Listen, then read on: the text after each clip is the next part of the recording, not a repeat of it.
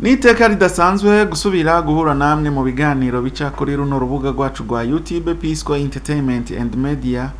Sangwa ikaze mu biganiro bica kuri runo rubuga rwacu rwa YouTube Pisco Entertainment and Media. Psychologue nkuko vyama nije ndabatunganiriza ibiganiro bica kuri runo rubuga rwa YouTube. Akaba ari na jewe ndanabibashikiriza. Rero uyu munsi ngomba tuganire twaganiriye n'umuntu asanzwe ari mu gihugu ca Afrika y'Epfo, atubwire ukuntu ubuzima bwa Afrika y'Epfo bwifashe. Twakoresheje ubuhinga ngurukana bumenyi kuko tutari turi kumwe, ariko muraza kuvyumva ivyo twaganiriye. Araza kubabwira ukuntu muri Afrika y'Epfo byifashe. Abantu benshi mu Burundi barashaka nko kuja gutembera, barashaka kuja kuronderera ubuzima mu bindi bihugu, kandi benshi baramaze gushika mu bihugu, abandi nabo baravyifuza. Sino mu Burundi gusa, no mu Rwanda nuko, muri Kongo, muri Tanzania n'ahandi hose ba mukirarugendo barahari, abasafira abama bahari baja kuronderera mu bindi bihugu. Rero uyu munsi nashimye kuganira n'umurundi umwe ari mu gihugu ca Afrika y'Epfo, ndamubaza ibibazo bitandukanye, ngira ngo araza kubabwira, muraza kumva ivyo twaganiririye, ababwire n'ibikorwa biri hariya ukuntu bimeze. Rero ukaba uri mushasha ubonye runo rubuga rwacu rwa YouTube Pisco Entertainment and Media, urahawe ikaze mu bwami bwa Pisco Entertainment and Media. Kugira subscribe, ufyonde no kukazogera, urabona handitse all canke tutu, hafyonde kuzobuhejeje, uze kugira na like canke j'aime, partage, hanyuma udusigire na comment. Reka rero tumire amate gatoya tuce tuza tumubaze ibibazo, hanyuma araza akutwishyura ku kibazo kimwe kimwe biciye mu buryo bwa audio, kuko twashoboye kumutelefona tukamubaza akatubwira ukuntu vyifashe.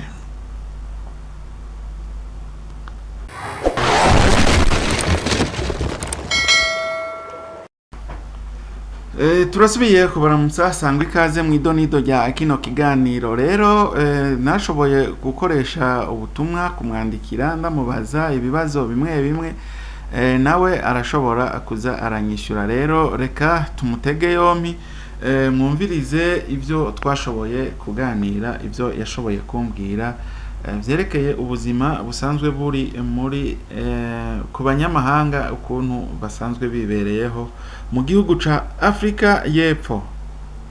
Ijambo ni gwawe bwana. Urabona kenshi nko ku bantu bafata indege baza muri iki gihugu ca South Africa, kubijanye n'abakobwa, hariho abashobora kuza bivanye na connection umuntu yabakonegise ukuntu baza, banyumva. Aho hariho abaza ariho umuntu yabatumije ko bakaja mu bintu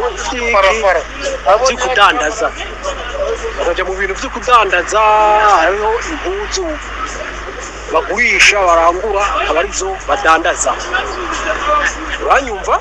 Mugabo rero bivanye n'iki na connection yarose kugira aze muri iki gihugu. Hama kubijanye n'abagabo, ubuzi uhura bakora, bamwe uhura bari muri security, abandi nabo ugahura n'abantu b'abanyamahanga bagiye biyungunganya, bakagira amasaro do kwafire, aho bakaca bakoresha iki abanyamahanga baje, bakaca bakoresha n'abanyamahanga baje n'iki gihugu. No kuvuga ngaho onye baca bakoresha n'abanyamahanga babiyungunganije bagashinga amasaro do kwafire, bakaca bakoresha abanyamahanga bene wabo. Bisigura yuko abari abantu bavuye mu bindi bihugu byabo bafise imitahe yo kushinga ibyashara byabo. Nivyo. Okay, tubandanye. Kubijanye n'abene gihugu kutwinubano baguma batwinuba bavuga bati twabatwaye akazi banyumva izo nizo ntambamyi zikunda kuhaba ariko ubiravye ukavyitegereza nta buzi twayatwaye wakoze. Okay.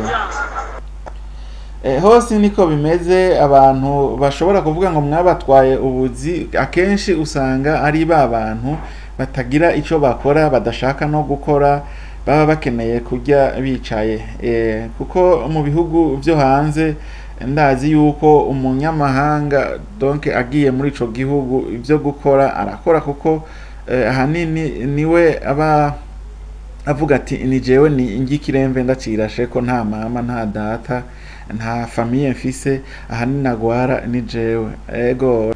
Eka ubandanye utubwira neza na neza ukuntu vyifashe hiyo muri Afrika y'Epfo.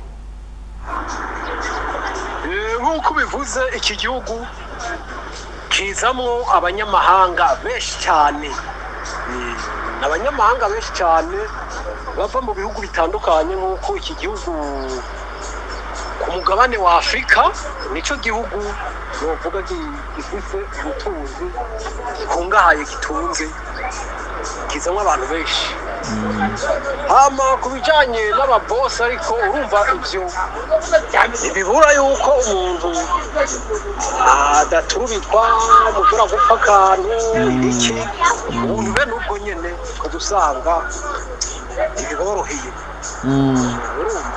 biboroheye kabisa yego banyumva ndabyumva ivyo biraba kabisa ukazubura mufashe nabi nk'uko ukazubura ari nk'umurundi atashe ukazusanga asizeho abakozi yazanye nk'umukozi ati nyaruka uziganire muri iki kibanza uzosigara uwahakorera ukazusanga agarutse atanamuteguje ukazibona ati nagarutse ati kandi tuzokorana tuba abantu bangahe bane bari gukorera abantu batatu ucumva yuko ari nko guturubikwa zuba bashwanye ivyo n'ibindi bibazo nyene bigaruka yego kabisa.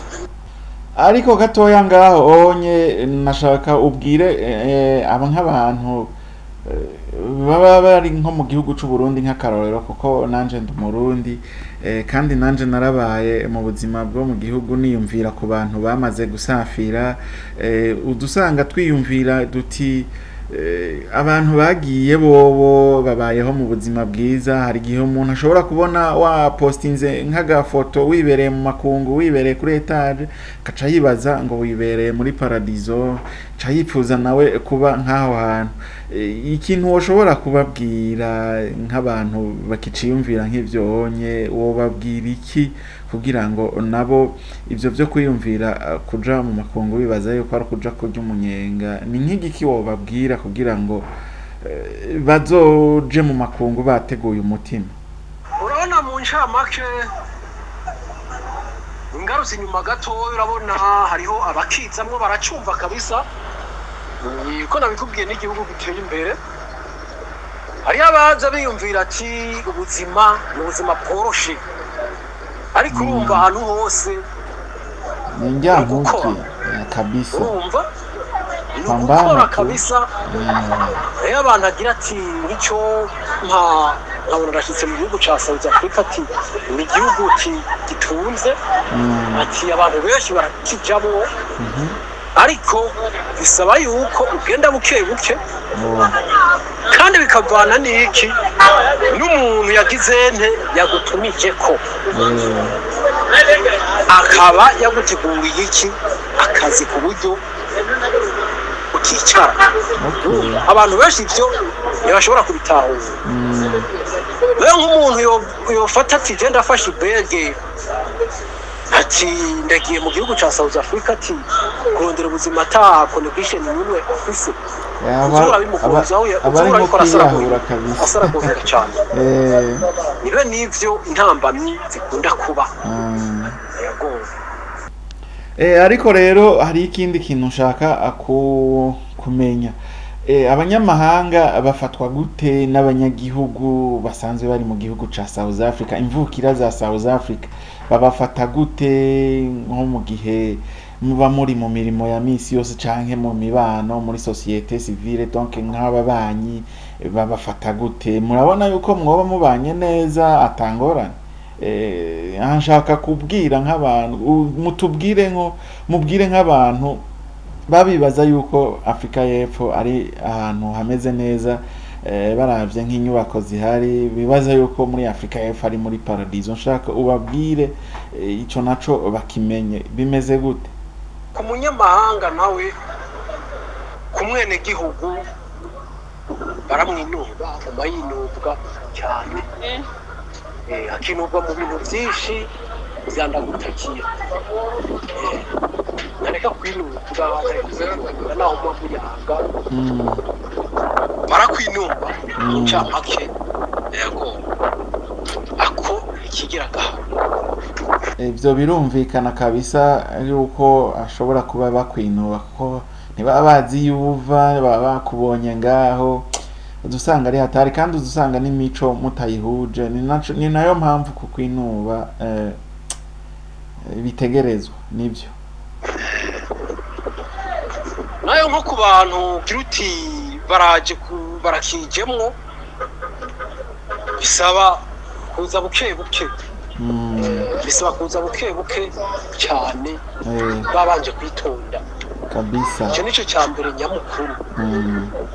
Yego. Ndashaka rero ubwire nk'abantu batarashika mu gihugu ca Afrika y'Epfo canke batarasafira, kuko nka Afrika yoyo ni imwe, canke bagiye mu bindi bihugu, akajambo wobabwira imbere yuko bafata umwanzuro, imbere yuko bafata ingingo yuko bagomba basafire baje kuba mu gihugu kitari iciwabo, mu gihe bagomba baje kwitwa abanyamahanga, mu gihe bagomba baje, iyo umwana arira nyina ntiyumve, mu gihe bagomba baje guhangayika, guhasoringa. Nshaka kubabwire ico bobanza bagakora imbere yuko bafata urugendo.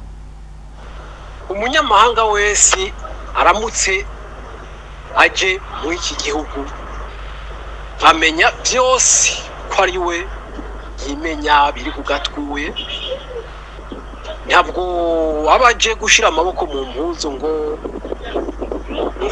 wagiye mu gihugu cateye imbere. Oya, ivyo nta birimwo. Ca mbere ategerezwa kumenya, amenya yuko ategerezwa kuzokwishura inzu abamwo. Icyo ni ikintu coco ashira ku muzirikanyo kabisa. Ikindi naco akamenya ati yuko azotegerezwa kuba afise iki, azotegerezwa wenyene akimenya ku mafaranga, akigaburira, amufasha mu bindi vyankenerwa byose, niwe ategerezwa kwimenya kabisa. urumva. Rero nk'abantu rero babitahuragira ati ndagiye mu ijuru, ati cyoma nkashikayo, siko biri, ahubwo baje gukora kabisa, baje gukora kabisa.